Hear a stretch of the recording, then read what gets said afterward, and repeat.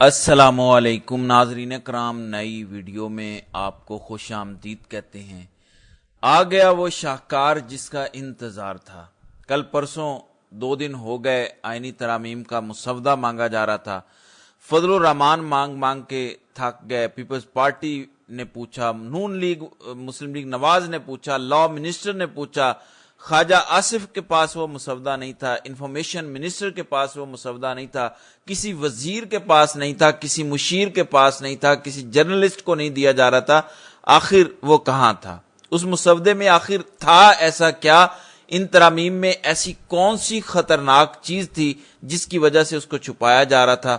اس میں کون سا جوہری راز پوشیدہ تھا؟ کون سا اس میں کیمیکل لگا تھا جس کی وجہ سے خطرہ تھا کہ یہ سب پھیل گیا تو پتہ چل جائے گا؟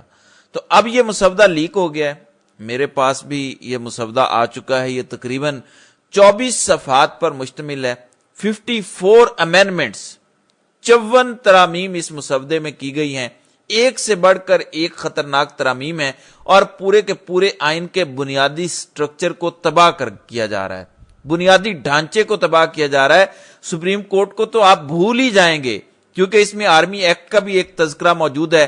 آرمی کے تابع کی جا رہی ہیں بہت ساری چیزیں، اس میں آرمی چیف کی اپوائنٹمنٹ، اس میں ری اپوائنٹمنٹ جو آرمی چیف کا ہے اس حوالے سے اور ایکسٹینشن کے حوالے سے بہت کچھ کہا گیا ہے، اور بھی بہت کچھ ہے جو میں آپ کو بتانے جا رہا ہوں، کیونکہ یہ سب کچھ سامنے آ چکا ہے۔ بہت ہی امپورٹنٹ ہے۔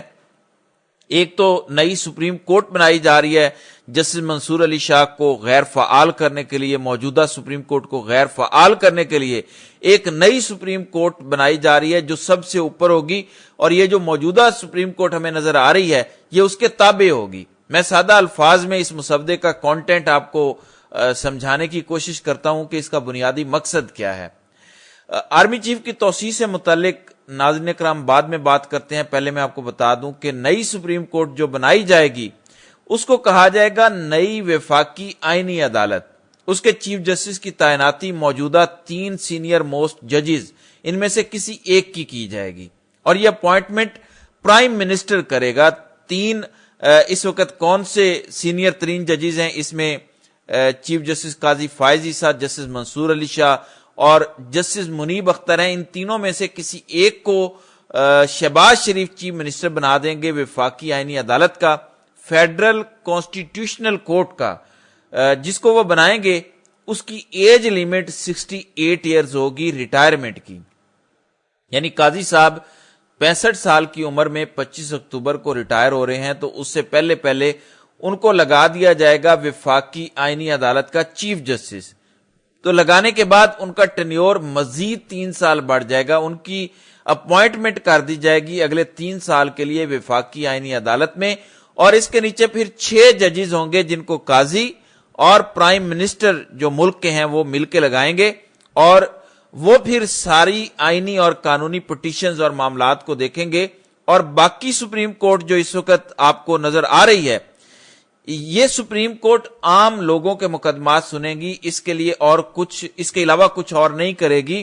اور وہ آئینی عدالت قاضی صاحب جس کے متوقع طور پر چیف جسٹس ہوں گے، وہ دیکھے گی کہ فروری 2024 کے الیکشن ٹھیک ہوئے یا نہیں ہوئے، بلے کا نشان قانونی طور پر چھینا گیا یا نہیں، دھاندلی کے معاملات بھی وہ دیکھے گی، مخصوص نشستوں والے کیس کو وہ سنے گی، ملٹی ٹرائل کیس کو وہ سنے گی، یہ سارے کے سارے کیسز اس کے انڈر آئیں گے۔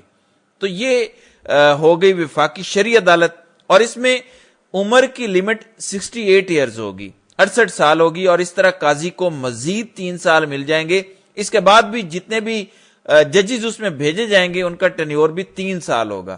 اب اس کے بعد ہو سکتا ہے کہ اگلے چیف جسٹس منصور علی شاہ بن جائیں موجودہ سپریم کورٹ کے، کہ ٹھیک ہے آپ روٹین کا کام کریں، لیکن ان معاملات سے اپنے آپ کو الگ کر لیں۔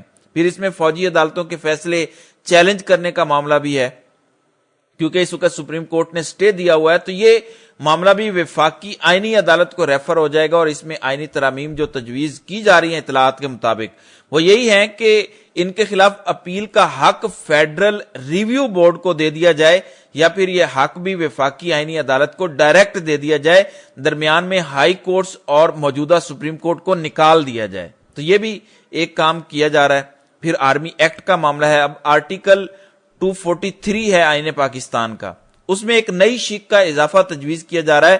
یہ آرٹیکل جو چیفز ہیں ہمارے، ان کی سروسز اور اپوائنٹمنٹ سے متعلق ہے، یعنی آرمی چیف کی اپوائنٹمنٹ کیسے ہوتی ہے، نیول چیف، پاک بحریہ chief, chairman joint staff committee کی اپوائنٹمنٹ کیسی ہوگی، اس کا ایک طریقہ کار ہے۔ اس میں وزیر اعظم کو ایک سمری آتی ہے، اس میں ایک اپوائنٹمنٹ کر کے اس کی ایڈوائس صدر مملکت کو بھیجی جاتی ہے، تو پھر صدر مملکت اس کی منظوری دیتے ہیں۔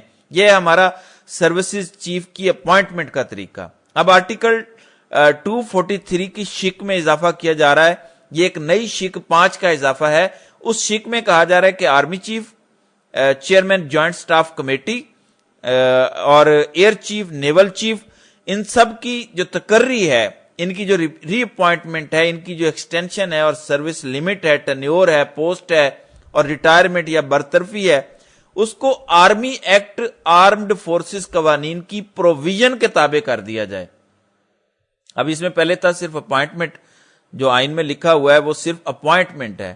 اب جنرل باجوہ کی جو ایکسرسائز ہوئی ہے، ان کو ایک ایکسٹینشن دی گئی، تو اس کو اب آئین میں شامل کیا جا رہا ہے، آئینی تحفظ دیا جا رہا ہے، اور اس اپوائنٹمنٹ کو اس آرمڈ فورسز یعنی آرمی ایکٹ کے تابع کیا جا رہا ہے۔ تو یہ ایک نیا کھیل رچایا گیا ہے، ایک نئی چال چلی گئی ہے کہ آئین کے تابع ہوتے ہیں سارے معاملات، لیکن اس میں کہا گیا ہے کہ قانون کے تابع آئین کو کیا جا رہا ہے۔ میں دوبارہ بتا دیتا ہوں، کہتے ہیں کہ امینڈمنٹ آف آرٹیکل 243، اس میں ایک 5واں کلوز شامل کیا گیا، اور وہ یہ ہے کہ اپوائنٹمنٹ، ری اپوائنٹمنٹ یعنی تقرری اور دوبارہ تقرری، ری اپوائنٹمنٹ، ایکسٹینشن، توسیع، سروس لیمٹ یعنی کہ ٹینیور، اس کی ریٹائرمنٹ، اس کی ریموول، کس سروس چیف میں اب آتا کون کون سا ہے، chairman joint staff committee, chairman army chief, naval chief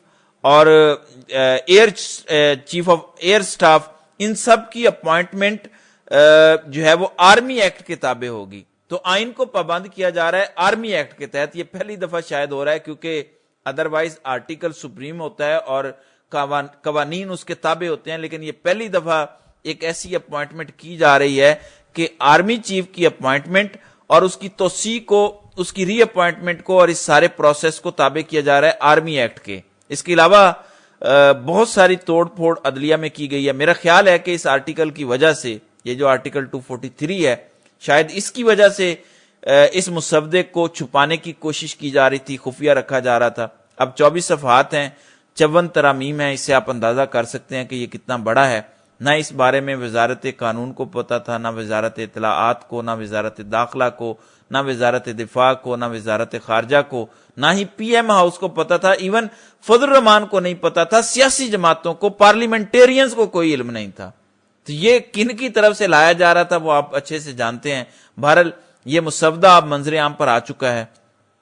دوسری جانب نواز شریف ناراض ہو کے لاہور چلے گئے، وہ کہتے ہیں کہ میں دوبارہ آؤں گا، اور فی الوقت آپ لوگوں نے مجھے امبیرس کیا ہے، بغیر کسی تیاری کے آپ نے مجھے بلا لیا، آپ لوگوں کی تیاری تھی نہیں، اور آئندہ ایسی حرکت مت کرنا۔ دوسری جانب وکلاء تحریک میں زور آنے جا رہا ہے، اور اس بات کا کبھی امکان ہے کہ جسٹس منصور علی شاہ اور سپریم کورٹ کو جو غیر فعال کرنے کی کوشش کی جا رہی ہے، اس کو ڈس فنکشنل کرنے کی، اس کو تابع کرنے کی کوشش کی جا رہی ہے، اس کے اختیارات سلب کرنے کی کوشش کی جا رہی ہے۔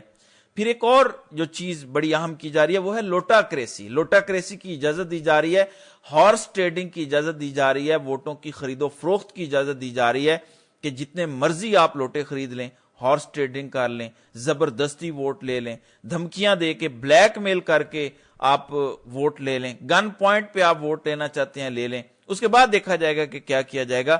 اس پر اس ووٹ دینے والے کی ڈسکوالیفیکیشن بھی نہیں ہوگی، اور وہ ووٹ دینے والا جو ہے وہ